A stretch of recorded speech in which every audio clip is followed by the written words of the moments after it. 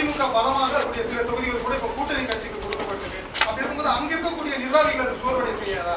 அதாவது கூட்டணி வேணுங்கிறீங்க, நீங்களே என்ன சொல்றீங்க, இங்க கூட்டணியே கிடையாதப்பா. எனதோறும் பத்திரிகையில பாக்குறீங்க, பத்திரிகையிலேயே ஊடகத்திலேயோ என்ன சொல்றீங்க, அதிமுக இன்னும் பச்சையா ஏதோ பேசுறீங்களோ போட்டிருக்காங்க, பேசக்கூடாது சில பத்திரிகையில. அதுக்காகவே சில பத்திரிகைகள் இருக்குது. அதிமுகவை குறை சொல்வதற்காகவே 2 பத்திரிகை இருந்துட்டு இருக்குது. 2 கட்சிக்கு அவர்கள் வந்து ஆதரவாக செயல்பட்டு கொண்டிருக்காங்க. உண்மை செய்தி மறைச்சு போட்டுக்கிறாங்க. அதாவது கூட்டணி வரலீங்கன்னா இந்த கட்சிக்கு ஒரு கூட்டணி இல்லைங்கிறீங்க, கூட்டணி வந்தா முக்கியமான தொகுதியில விட்டு கொடுத்துட்டீங்கிறீங்க. அப்படியெல்லாம் கிடையாது. கூட்டணி என்பது தேர்தலுடைய சூழ்நிலைக்கு தக்கவாறு அமைக்கப்படுகிறது. கூட்டணி இருந்துதான் ஒரு கட்சி வெற்றி பெறும் சொன்னா அந்த கட்சி நிலையா இருக்க முடியாது. அந்த கட்சியுடைய சொந்த பலம் நிறைய சொன்னேன், சொந்த பலத்தோடு இருந்தால் தான் நாம வெற்றி பெற முடியும். அனைத்து இந்திய அண்ணா திராவிட முன்னேற்ற கழகத்தை பொறுத்த வரைக்கும் பொன்முனை சம்பளம் புரட்சிக்காரர்கள் சரி, அம்மா காலத்திலும் சரி, கூட்டணி வச்சும் போட்டிக்கிட்டாங்க, கூட்டணி இல்லாமல் போட்டிக்கிட்டாங்க. சூழ்நிலைக்கு தக்கவாறு என்னுடைய கட்சி தலைமை முடிவெடுக்கிறது.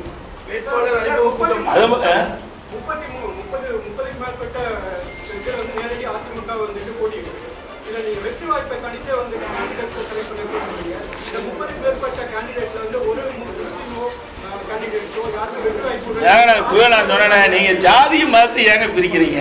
இப்படி பிரிச்சு பிரிச்சுதாங்க நாடு குட்டிச்சவராகி போச்சு. அனைவரும் பாரு, எம்மதமும் சம்மதம். அது எங்கதான் அதிமுக பொறுத்த வரைக்கும் ஜாதிக்கு மதத்திற்கு அப்பாற்பட்ட கட்சின்னு விளக்கப்பட்டாச்சு.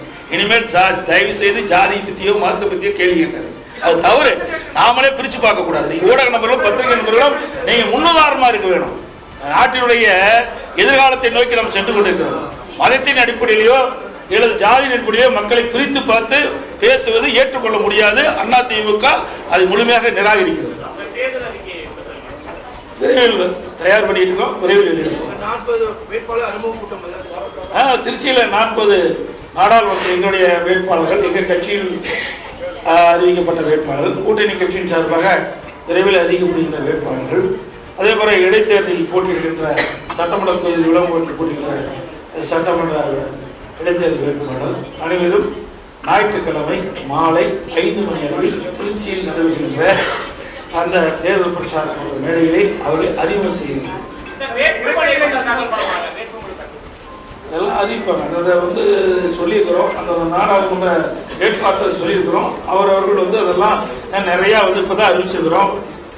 நிறைய டாக்குமெண்ட்லாம் இருக்குல்ல, அதெல்லாம் சரி, அதெல்லாம் வாங்கி எடுத்து பரிசீலிக்க அவர்கள் விரைவான எப்படியா இருந்தாலும் 27ஆம் தேதிக்குள்ள நாமினேஷன் செஞ்சாகணும். அதுக்குள்ள நாமினேஷன் எங்களுடைய இயக்க வேட்பாளர் நாமினேஷன் பரிசீலிக்கிறது.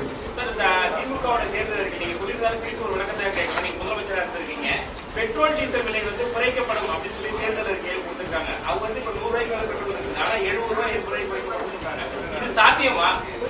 யார் குறைக்க முடியும்? இவர்களே ஆட்சிக்கு குறைக்க போறாங்க. இந்திய கூட்டணி ஆட்சிக்கு வரப்போகுதான் குறைக்க போறாங்களா? நடக்காது. ஏற்கனவே இவர்கள் ஆட்சிக்கு வந்த மறுபு 2021 சட்டமன்ற பொதுத் தேர்தல் போது தேர்தல் அறிக்கையில் என்ன வெளியிட்டாங்க? பெட்ரோலுக்கு 5 ரூபாய் குறைக்க முழுசா குறைச்சாங்களா? ஒரு சிறிய அளவு தான் குறைச்சாங்க. டீசலுக்கு 4 ரூபாய் குறைக்கினாங்க. காற்றோட போய்விட்டு இதுவரைக்கும் குறைச்சாங்களா? இன்றைக்கு மாநில அரசு போடுகின்ற வரி குறைச்சாவே ஒரு லிட்டருக்கு 10 ரூபாய் 12 ரூபாய் குறையும். அதை முதல்ல குறைக்க சொல்லுங்க. அதை குறைக்க மாட்டேனால இவங்களுக்குள்ள அதிகாரத்தின் அடிப்படையில் வரி குறைப்பு செய்தால் மக்கள் பயன்பெறுவார்கள். ஆகவே இவர் ஆட்சிக்கு வரப்போறதும் இல்லை, மத்தியில் இவர் வெற்றி பெறது போறதும் இல்லை. இவர்கள் கொடுக்கின்ற அறிவிப்பு வெற்றி அறிவிப்பை தான் பார்க்கப்படுது.